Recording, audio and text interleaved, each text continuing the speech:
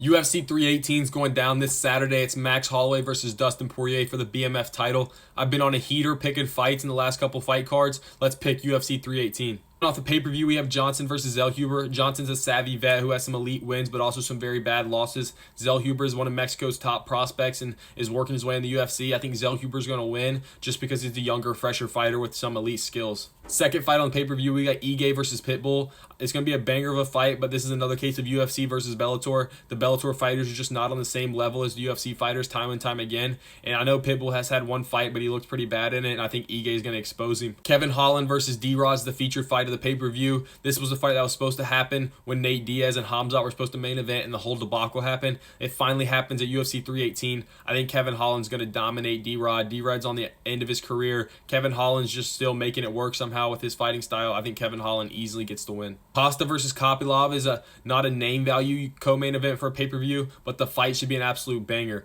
Paulo Costa, even though he's on a losing streak, has put on some great fights recently, and Kopylov's an underrated Russian kickboxer who has some crazy knockouts. I do think Kopylov is taking too big of a jump in his career. I think Paulo Costa gets a win back in the win column, and I think he's going to get it done by KO versus main event. We got Max Holloway, Dustin Poirier 3. Dustin Poirier's 2-0 versus Max Holloway in the UFC, and I think that changes. I think Max Holloway gets his first win. Dustin Poirier goes out to retirement with a loss to Max Holloway. I think it's going to go to a decision. It's going to be a war, but I think Max Holloway is going to be a little bit fresher, a little bit more tread on his tires still, and I think Max Holloway gets it done with volume and a decision win.